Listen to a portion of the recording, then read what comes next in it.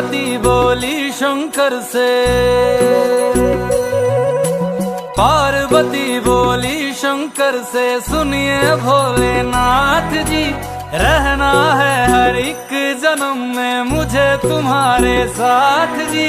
वचन दीजिए ना छोड़ेंगे कभी हमारा हाथ जी। ओ भोलेनाथ जी, ओ शंभू